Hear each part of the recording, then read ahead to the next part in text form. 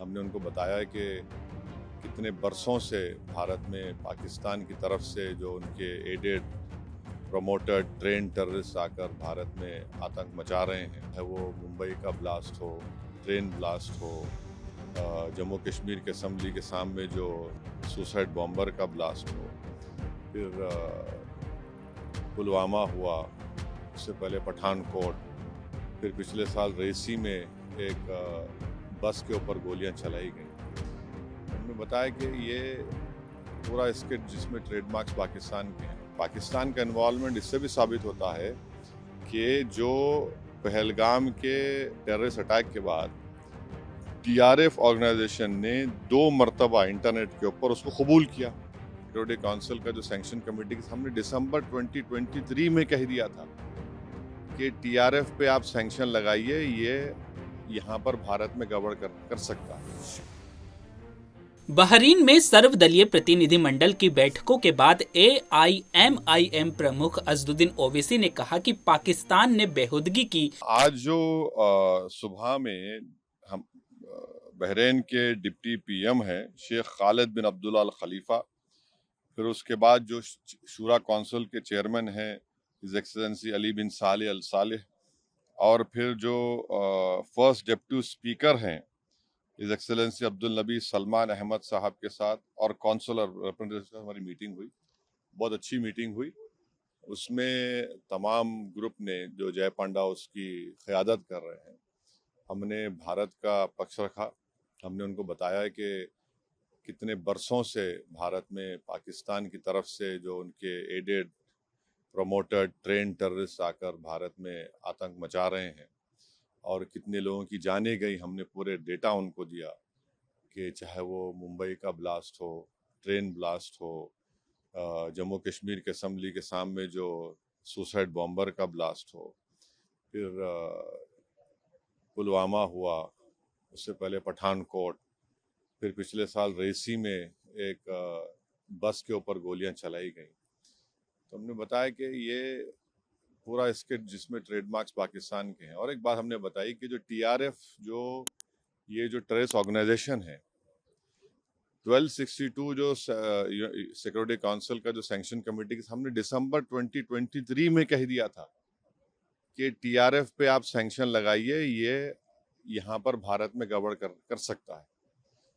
तो टीआरएफ के बारे में अभी से हमने बोला, दिसंबर 2023 से सरकार ने यूएन सिक्योरिटी काउंसिल को 1262 को सैंक्शन को बता दिया। तो ये है। और तीसरी बात ये है कि बार बार ये जो पाकिस्तान जो अपने आप को बड़ा ही विक्टिम नहीं है, पाकिस्तान एग्रेसर है।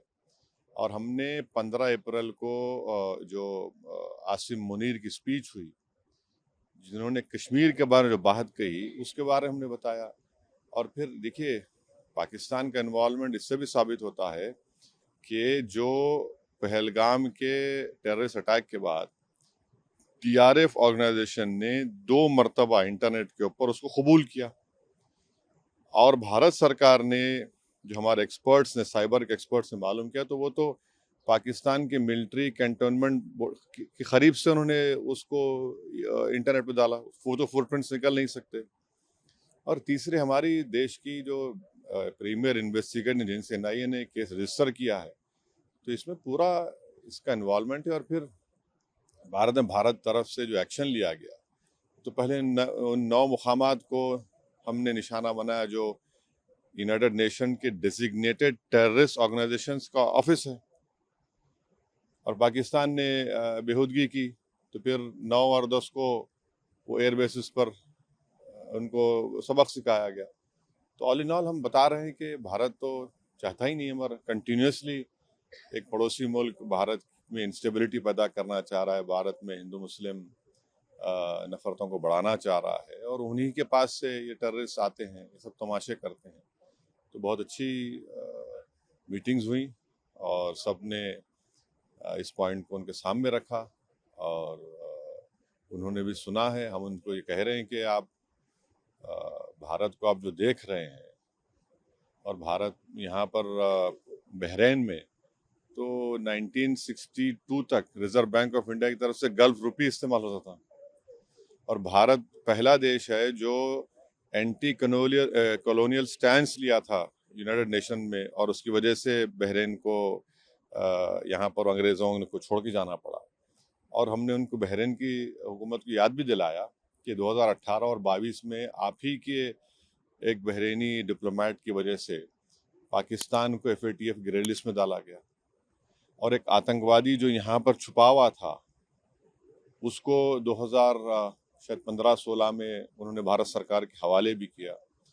तो हम उनसे कह रहे हैं कि मिडिल ईस्ट में FATF के मेंबर हैं और वो पाकिस्तान को दोबारा ग्रे लिस्ट में लेकर आए, क्योंकि जो फंड्स आ रहे हैं उसके ऊपर कोई रोक टोक नहीं है। और 2026-27 में बहरीन सिक्योरिटी काउंसिल का मेंबर भी होने जा रहा है, तो इस एतबार से भी ये बहुत अच्छा रहा। जिस तरह से टॉप लीडर से मुलाकात हुई, 2 दिन की बहरीन की विजिट खत्म होने वाली है, गवर्नमेंट की तरफ से, बहरीन गवर्नमेंट की तरफ से किस तरह का आश्वासन मिला? देखिए, हमने जो बातचीत की उन्होंने बड़ा अच्छा सुना, उन्होंने अपनी बातें भी रखी जो उनकी सरकार का ज़ाहिर अपना पक्ष रखे, हम अपनी सरकार की बात रखे, उनको बताए कि देखिए इनस्टेबल करने की जो कोशिशें की जा रही हैं भारत को, ठीक नहीं है, और ना साउथ एशिया के लिए ठीक है, ना रीजन के लिए ठीक है, ना किसी के लिए भी ठीक है। तो उन्होंने भी कहा कि हम तो यहाँ पर करीब 7 लाख से करीब ज़्यादा नॉन बहरीन रहते, उससे बड़ा हिस्सा हमारे करीब 2 लाख मलयाली इंडियंस रहते हैं, फिर कर्नाटका के हैं, तेलंगाना आंध्रा के हैं, और मुख्तलिफ भारत के लोग यहाँ पर रहते हैं। तो सब उन्होंने उस बात को माना कि भाई यहाँ पर आप भारत के लोगों का बहुत बड़ा कंट्रीब्यूशन है बहरीन के लिए, हमने भी अपनी बात रखी।